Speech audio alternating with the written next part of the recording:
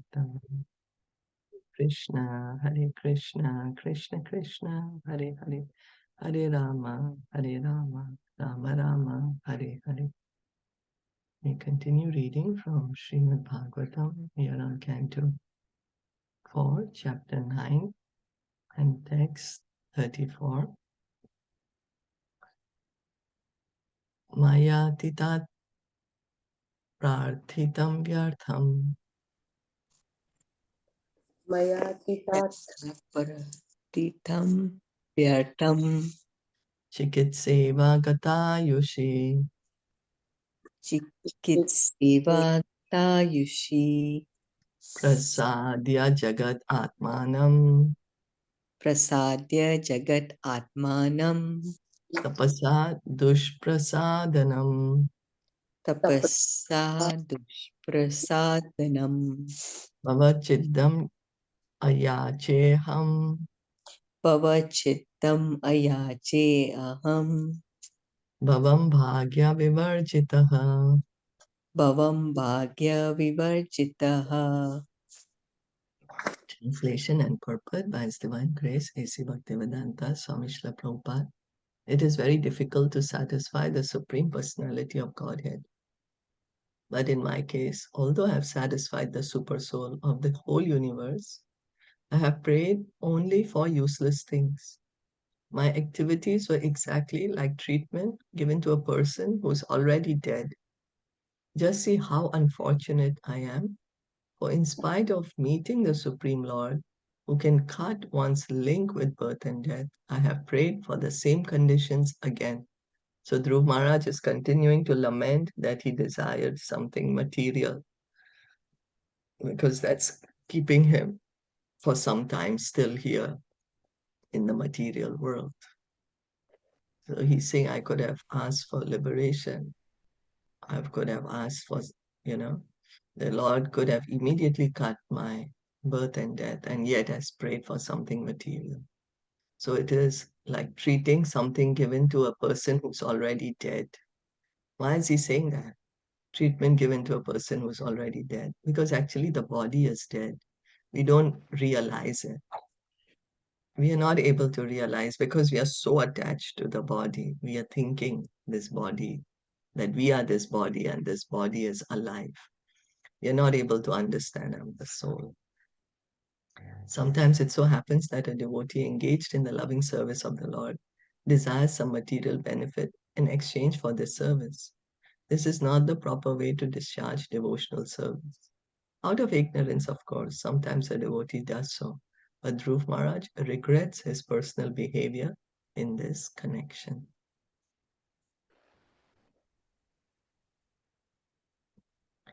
Swarajyam yachato maudhyan Swaraj Swarajyam Yachato Modhyan mano me dikshito bata Mano Me Bhikshito But Bhata ishvarachina punyena Ishwarashinna Punyena falikaran ivadanaha. Falikaran Ivadanaha. Because of my state of complete foolishness and paucity of pious activities, although the Lord offered me his personal service, I wanted material name, fame, and prosperity. My case is just like that of the poor man who, when he satisfied a great emperor who wanted to give him anything he might ask, out of ignorance asked only a few broken grains of husked rice. In this verse, the word Swarajya, which means complete independence, is very significant.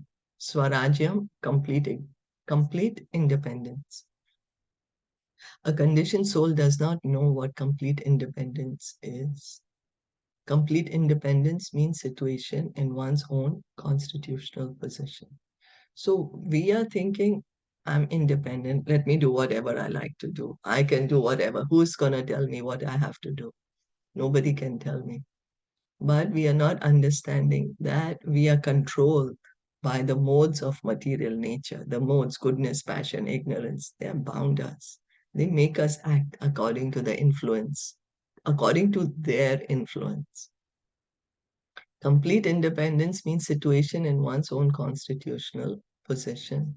The real independence of a living entity, who is part and parcel of the Supreme Personality of Godhead, is to remain always dependent on the Supreme Lord, just like a child who plays in complete independence, guided by his parents who watch over him.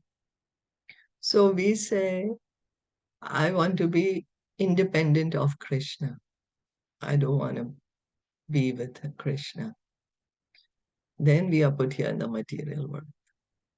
And then we are put under, we don't realize it, but we are controlled by the laws of material nature, goodness, passion, ignorance. The sign of intelligence is if we have to realize, anyway, I'm being controlled. Let me be controlled by the Lord Himself instead of the modes of nature. Because after all, who is controlling the modes of nature? Whose law is it? It's also Krishna's law. So, like this, we are indirectly being controlled by Him. Why not directly be controlled by Him? Just like a child. The child, he's completely dependent on the parents, on the father and mother. And then, so he does not have to worry about anything else. He's just, you know, just be with the parents and have a loving relationship with them. The independence of the conditioned soul does not mean to fight with the obstacles offered by Maya, but to surrender to Krishna. So surrender to Krishna. The independence of the conditioned soul does not mean to fight with obstacles offered by Maya, but to surrender to Krishna. So in the material world, everyone is trying to become completely independent simply by fighting against the obstacles offered by Maya. This is called the struggle for existence. This is what Krishna calls Karshati in the Bhagavad Gita, chapter 15. Mama evamsa jiva loke jiva bhuta sanatana manasastani indriyani. Then he says this Karshati, that all these living entities are my parts and parcels. They are eternal, but they are right now conditioned. And because they're trying to enjoy with the mind and the senses, they're struggling very hard in this material world. So what is this struggle? We are fighting with Maya. We want to show that we are independent, but it's not our nature. And that's why the struggle is there. You're trying to control, but it's, yes, So does this also mean that, like in a situations which are out not under our control, we try to take the control? that's right. Okay. We Rather are than always depending on trying to Krishna, we control. want to be, yeah, we try to control that. Oh, I'll make it okay for you. Don't worry, I'll do it for you. No, I. So is it that? But then again, we have to use the intelligence that where is it that we are needed to do something, because we also have to work according to our nature. Are we Mm-hmm. trying to control the situation, or are we trying to, again, that will depend on a particular situation. This is Okay. like, Intention. It's our intention. yeah, Is it? yes, Okay. yeah. So why is it called complete independence? Actually, we are dependent, right, on Yeah, we are Krishna. dependent on Krishna. So why is it And called still complete independence? because then at that stage, we can serve Krishna in the way we want to serve him. That is the stage of complete independence, because that's the natural state of the soul. Then we are not controlled by this goodness, passion, and ignorance. Right now, we are acting because of these modes. Goodness is making us act in some way, passion is making us act in some way, ignorance is making us act in some way. But when we are with Krishna on the spiritual platform, it's only out of love. There's nothing binding, there's no force. It's only out of love a person is acting. And at that point, that is complete independence. because there's no force in love. Does that make sense?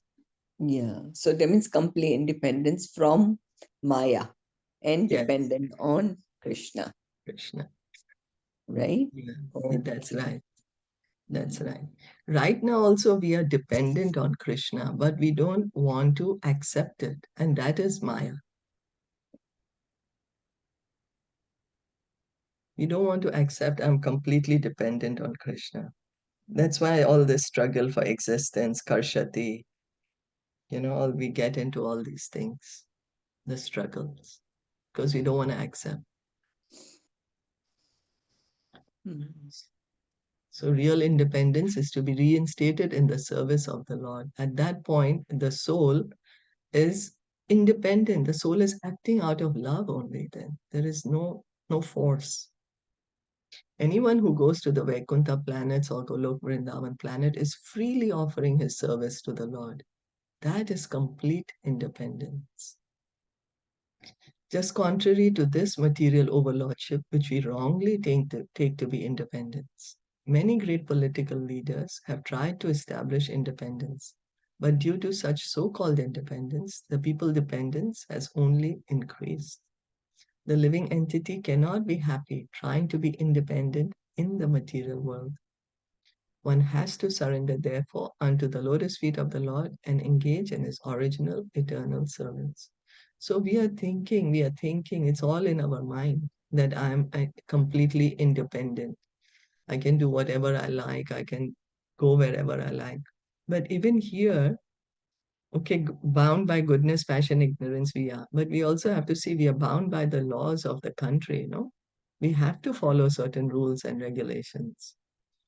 If we if we break the law, then we will be penalized for it. So where is really the complete independence?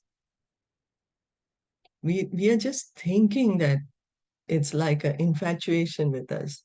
We have created this scenario that, okay, I am completely independent, but actually we are completely dependent.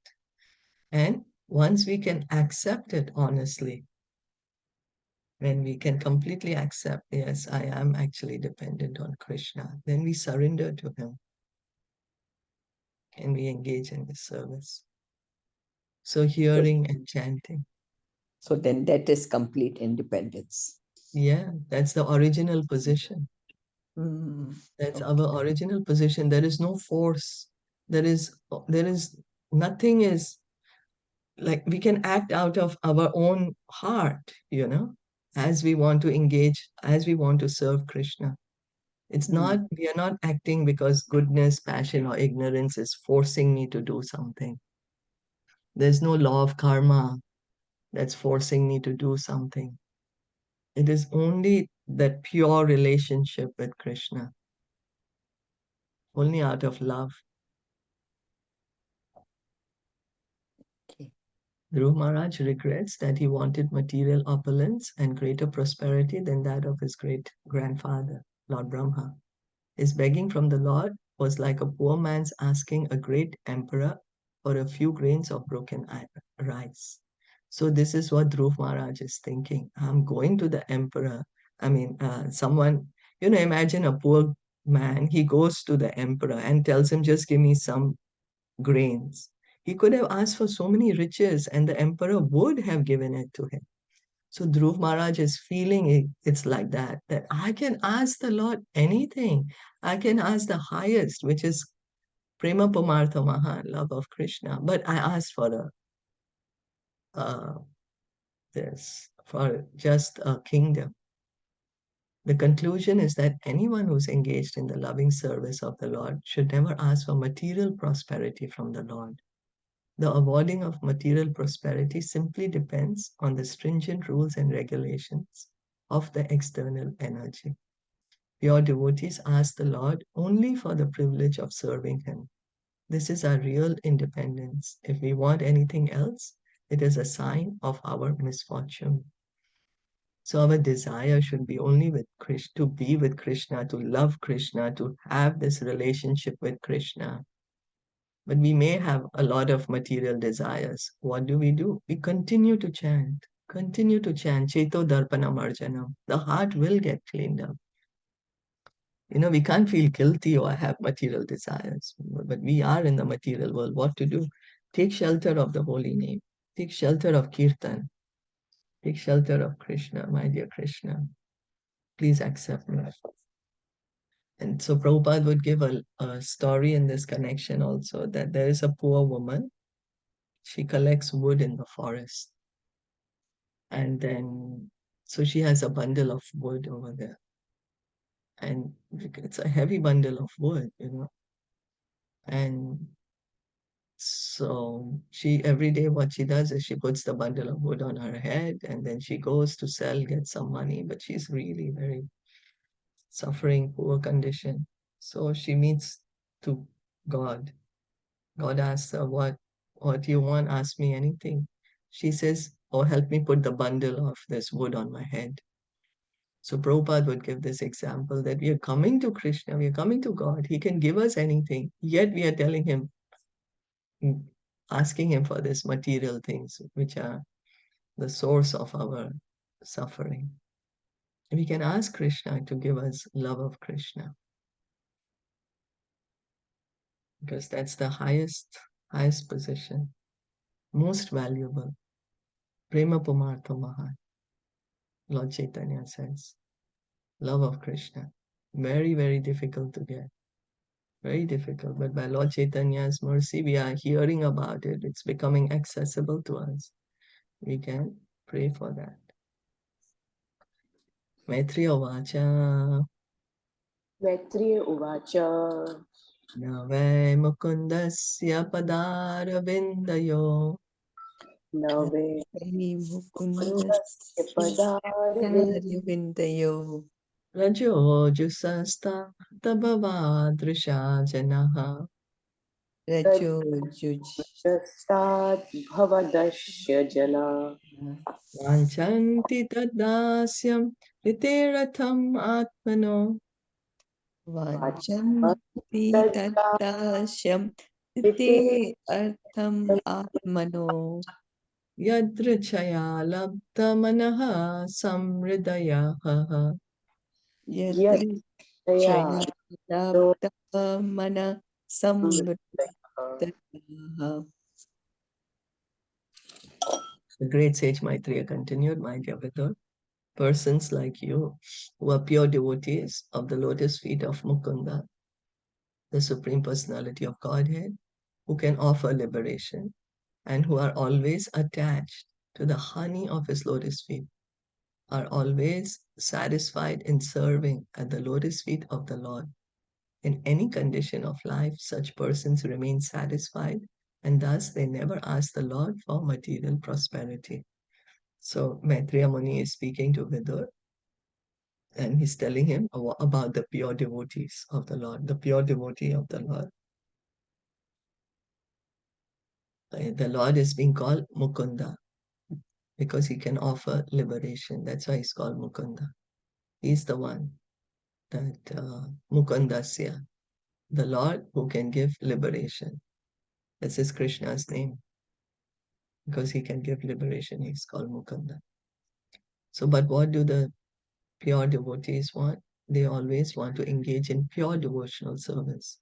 Krishna says pure devotional service begins from the liberated platform. He says that in Bhagavad Gita, chapter 18, text 55, 50, Brahmabhuta Prasanat, text 54. So in the Bhagavad Gita, the Lord says that he is the supreme enjoyer, the supreme proprietor of everything and anything within this creation, and the supreme friend of everyone. So this is Bhagavad Gita, chapter 5, text 29. Bhuktaram yagya tapasam sarva loka maheshwaram suridam sarva bhutanam gyatva mam shantim rachati. When one knows these things perfectly, he is always satisfied. So because we have this dissatisfaction, hankering, lamentation. Why? And if we want to get rid of these things, what do we have to understand? That Krishna is the supreme proprietor. Krishna is the enjoyer. anything and everything that we are seeing, that's existing, is not belonging to me. It belongs to Krishna. And that Krishna is my best friend. So he's the supreme friend of everyone. So not is he my best friend, he's the best friend of everyone. Not only of Krishna is for me, but he's everyone's best friend. When one knows these things perfectly, he is always satisfied. So the more we can accept this, the more we will be satisfied. The more our hankering and lamentation will go. The pure devotee never hankers after any kind of material prosperity. The karmis, jnanis, and yogis, however, endeavor always for their own personal happiness. Karmis work day and night to improve their economic condition. Jnanis undergo severe austerities in order to get liberation. And yogis also undergo severe austerities by practicing the yoga system for attainment of wonderful mystic powers. A devotee, however, is not interested in such activities. He does not want mystic powers or liberation or material prosperity. He is satisfied in any condition of life as long as he is constantly engaged in the service of the Lord. So how come a devotee here, there is someone who's working to get material satisfaction, get all the opulence, enjoy, and someone is working to get the siddhis, there's so much power there, there's so much control there, so there would be higher enjoyment there. And someone is working to get liberation that's out of this material world, so there is spiritual bliss there. But how come the devotee is able to not aspire for this kind of happiness or enjoyment, and he just wants to be engaged in pure devotional service? Why? Because he's with Krishna. He's with Krishna, pure devotional service. His consciousness is completely absorbed in Krishna. And Krishna is the source of all enjoyment. Krishna is the supreme enjoyer. Krishna is the reservoir of all pleasure. So the devotee, because he's experiencing the highest pleasure, highest bliss, that's why he's able to give up the lower enjoyment. When till the time we don't have a real diamond, we will really enjoy the fake diamond. But once we get the real diamond, then we are not so attached to the fake diamond. We are easily able to give it up. So this is what the devotee is feeling. Complete bliss and happiness. The Lord's feet are compared to the lotus wherein there is saffron dust. A devotee is always engaged in drinking the honey from the lotus feet of the Lord. So there is so much pleasure, there's so much bliss, there is no anxiety when one has taken complete shelter of Krishna. A child does not feel anxiety because he knows my parents are there. They're going to take care of me. It's only when we become big then we say, oh, what my parents, I can do everything by myself. Then we get the stresses of life, right? So the devotee, he's like completely dependent on the Lord. He's completely satisfied, and the Lord is also taking care of him. There is a reciprocal relationship. It's not that the devotee is surrendering and the devotee is serving the Lord, and the Lord is like, let's see now what you got here. No, he's reciprocating. There is loving relationship between the Lord and the devotee. And the devotee is relishing this, and that's the reason he's not hankering for any other kind of happiness. Unless one is freed from all material desires, he cannot actually taste the honey from the Lord's lotus feet.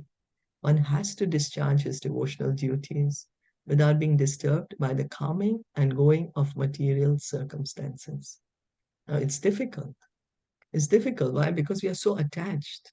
We're so attached to whatever is happening. And there's continuous changes happening around us. Continuous changes. So our mind is continuously being disturbed. Then what to do? Chant, take shelter of Krishna, take shelter of the holy name. That helps us. It's not easy, but at least we can try, we can attempt. That's what it is. And then that will help us to calm down. We won't be disturbed then. Krishna is also saying, just tolerate what's happening. He says in Bhagavad Gita 2.14 that Tam Statikshasva Bharata, the coming and going of winter seasons, just tolerate it. This desirelessness for material prosperity is called Nishkam. One should not mistakenly think that Nishkam means giving up all desires. That is impossible. So one may say, I am Nishkam, I have no desire. But the soul cannot have no desire. If I say that I want Nishkam, I want to be Nishkam, then again that is a desire also, if we really analyze the things. So the soul can never be desireless. It is impossible. A living entity is eternally existent and he cannot give up desires. A living entity must have desires. When we are saying living entity, it's referring to the soul, not to the body. The soul at any moment of time cannot be desireless. So what we have to do? When there is a recommendation, a living entity must have desires. That is the symptom of life, because a living entity is conscious.